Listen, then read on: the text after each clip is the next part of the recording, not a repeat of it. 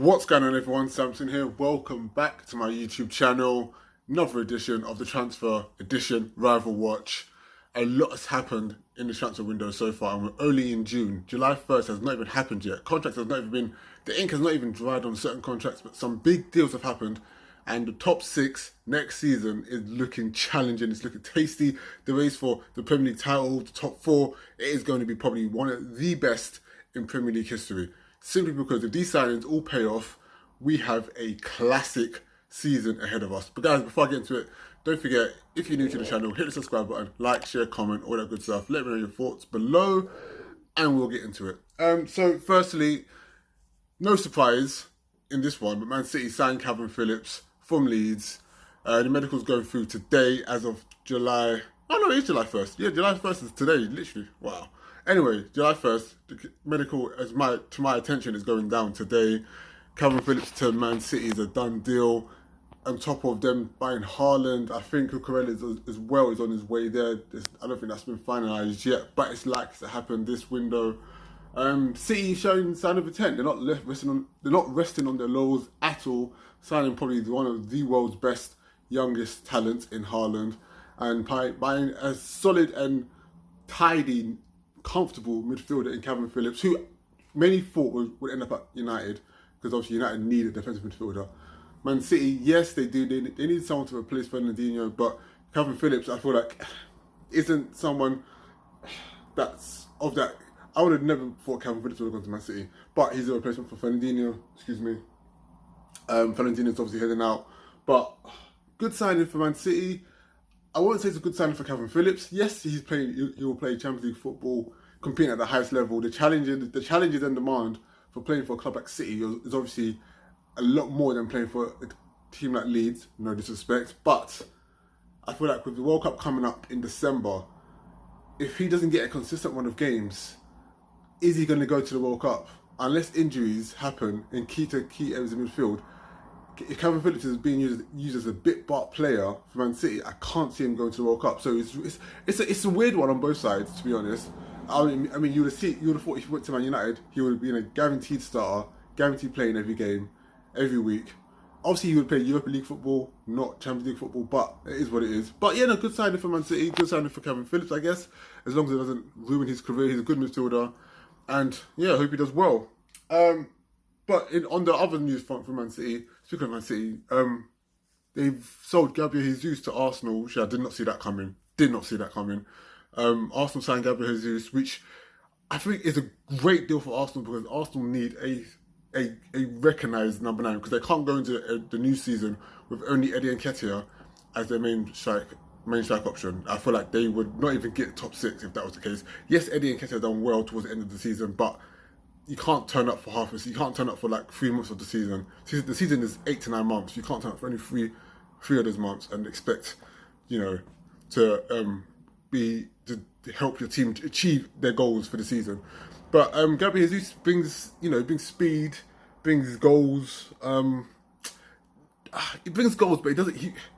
I feel like given a consistent run of games, he may get 15 to 20 goals a season, but I can't see him getting more than that. But with Europa League football as well, it could go to 30 goals a season, and it could help Arsenal win maybe Europa League, and then their best option of getting back into the Champions League football, because I can't see them getting to the top 4 with the signings of the other 4 teams ahead of them. So I can't see Arsenal getting into the top 4. I think the best option to get back into the Champions League football is to win the Europa League, and with Gabriel Jesus,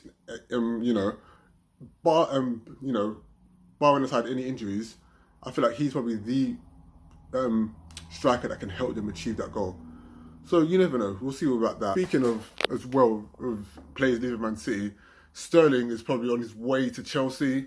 No, I don't think a deal has been agreed, but Chelsea are interested, and Man City are interested in letting him go. I can't see Sterling going to any other club in England. I can't see him going to any other club because Madrid won't want him. Well, Madrid don't want him. Barcelona can't get him. So I can't see Sterling going to anyone else other than, I guess, Chelsea, by the looks of it. So that's probably going to happen in the next few days, if not weeks. Again, another good signing for Chelsea. They've lost Lukaku, but replacing him with Sterling, I mean, Yes, it's a good deal for Chelsea. I just don't see how it's going to fit into their system with Tuchel playing, a 3-5-2. I mean, Sterling can't really play wing back. He's more of an attacker.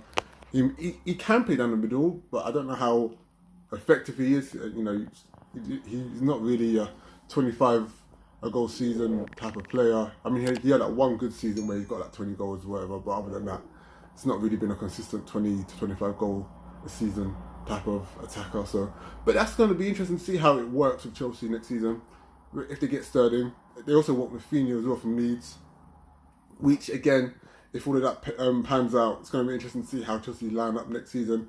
Tuchel could be going more attacking in his, in his play, because he's still got Havertz, Werner, Pulisic, still got Mount. So yeah, they're gonna end up Hudson-Odoi. So they've still got great attacking players. So it's gonna be interesting to see how they all gel and work together. But probably in terms of transfer, moving on to probably the team that have been the busiest and probably be the most active in the transfer window, another rival, and that is Tottenham Hotspur. 3 big signings already made this season. Yes, they got Champions League football, and you knew that once they got Champions League football, big signings were going to be made, because they've got Antonio Conte as a manager, and Antonio Conte gets what he wants, and if he doesn't, he leaves, and Chelsea can't afford to let him leave. They have signed, they signed 3 big players. From my memory, it's Ivan Perisic from Inter Milan, I believe. No, yeah, Inter Milan. Big signing. I mean, yes, he's 32, 33, so he's aged, but he's an option to come off the bench. And we saw how well he played against Liverpool when Inter Milan played Liverpool in the Champions League. He gave Trent a bit of a headache. So even at 32, 33, he is still one of, he's still a great player. So it'd be great to see him in the Premier League and see how he fares up. He won't be playing week in, week out. I don't think. I'd be surprised if he does, but he's an option to come off the bench against tired legs. He could be effective. They've signed Basuma from Brighton. Again, a young, energetic box-to-box midfielder. Again, same thing with Chelsea when they play, because Conte likes to play a 3-5-2 or 5-3-2, depending on how you, or 5-2-3, depending on how you look at the formation and how they line up when they have the ball and when they don't have the ball, the transitional of play. It'll be interesting to see how Antonio Conte lines up next season, because with Basuma, you've also got Højbjerg, and I think they've got Bentancur in midfield. So it'll be interesting to see who he picks, or if they go with a 3 midfield rather than a 2. So that'll be interesting to see.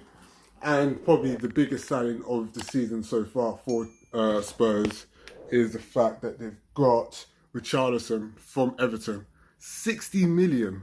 I mean, I've never rated Richarlison. I think Richarlison is severely overrated. And for a Brazilian player as well who gets so much attention, he's so overrated. But 60 million is not chump change.